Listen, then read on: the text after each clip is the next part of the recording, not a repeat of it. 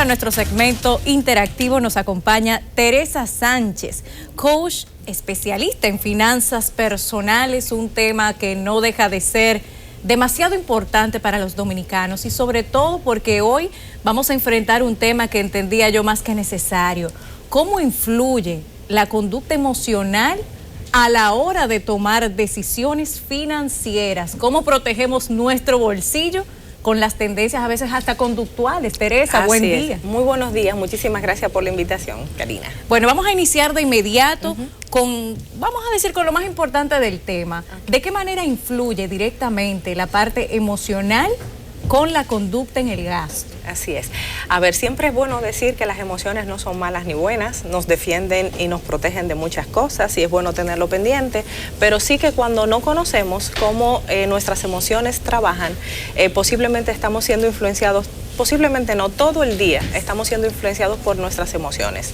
Y nuestras emociones usualmente nos hacen hacer cosas como impulsivas, muchas veces, o reactivas en otros casos. Entonces, cuando un usuario del dinero no conoce lo que le pasa con el dinero, no sabe por qué toma una decisión delante de otra, usualmente va a estar toda su vida sin entender qué le está ocurriendo y por qué está en la situación financiera que está.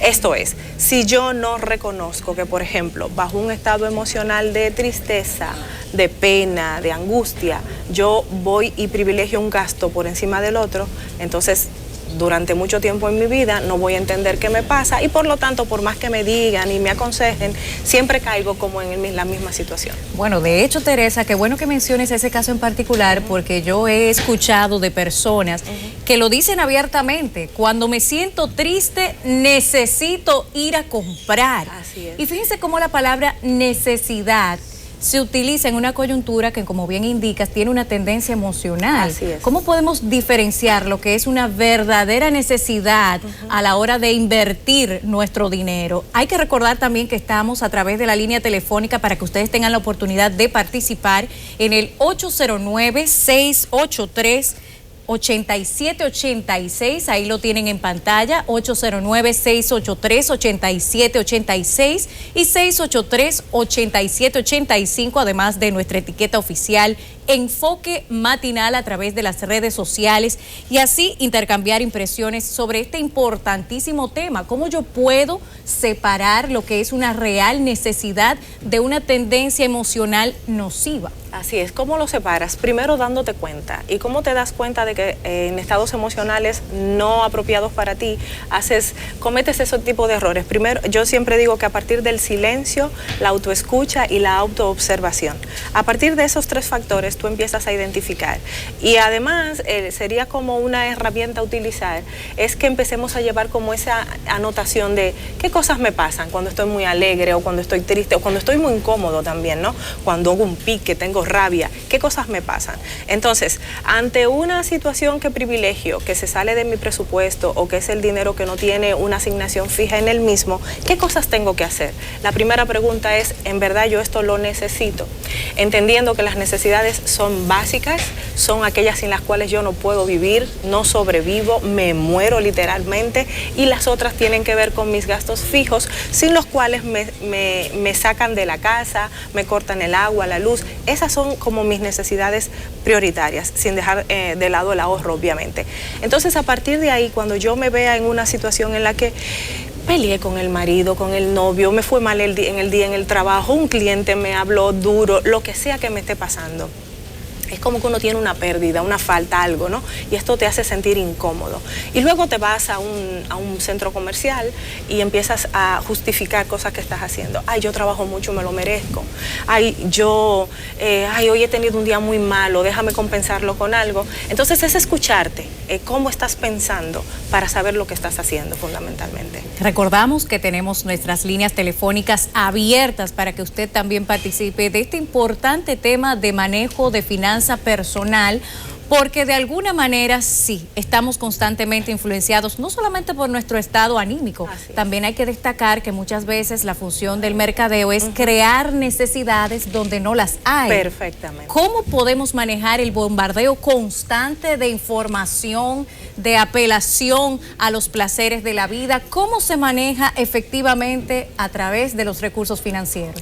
Perfectamente. A ver, yo creo que si nosotros enfocamos nuestras finanzas como nuestra vida, en nuestras prioridades, y tenemos claro para dónde es que queremos ir con nuestro dinero. Yo siempre digo que una pregunta que te puede ayudar muchísimo a tú afrontar lo que hay afuera, te dicen que hay que hacer y tener para uno ser persona. Entonces, si tú tienes esas cosas claras y tú fundamentalmente estás llevando un presupuesto y estás ajustado a unas prioridades, cuando te veas ahí, cuando allá afuera te digan que, por ejemplo, para tú ser exitoso o parecerlo, tienes que tener la ropa tal, la marca tal, entonces tú te arraigas en ese autoconocimiento que tienes, en esa autoestima que hay que trabajar también, para uno poder resistir lo que ahí afuera nos están diciendo. Pero sobre todas las cosas, la pregunta siempre va a ser, ¿esto que voy a hacer en este momento, cómo va a impactar mi futuro financiero?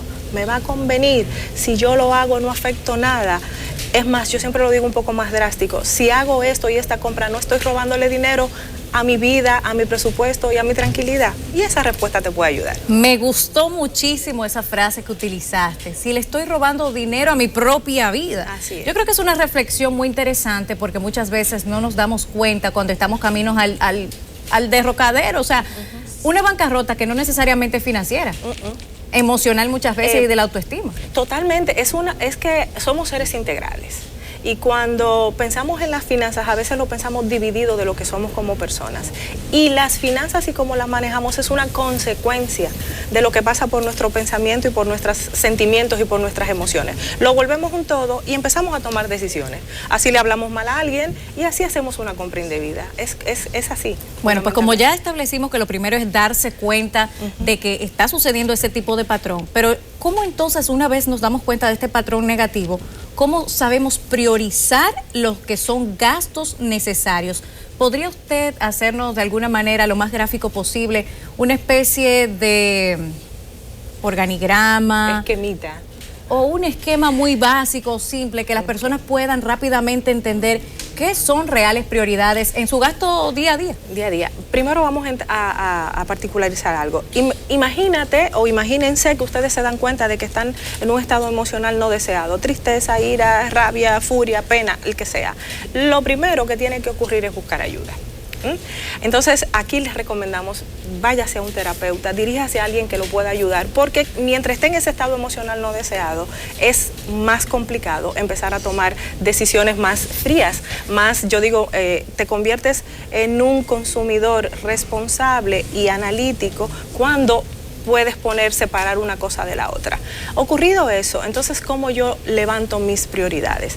Mis prioridades y mis gastos tienen que ir de acuerdo a las necesidades que tengo y a ese plan de vida que yo me tengo que hacer. Sin plan de vida es muy difícil que tú tengas unas finanzas saneadas porque como no sabes para dónde vas y te mueves en automático, pues así mismo te está pasando todo el día. Entonces, ¿cómo lo subes? Tus necesidades básicas, la alimentación, la casa, el colegio, todo eso que tiene que ver con que si no lo tienes te va a ocurrir, la consecuencia va a ser no buena para ti. A partir de ahí tú lo subes, entendiendo que las deudas y el ahorro van en ese presupuesto allá arriba y que el ahorro va después de pagar deudas, pero nunca si sobra dinero. Importante ese tema porque la República Dominicana es un país con deuda eterna y no solo externa.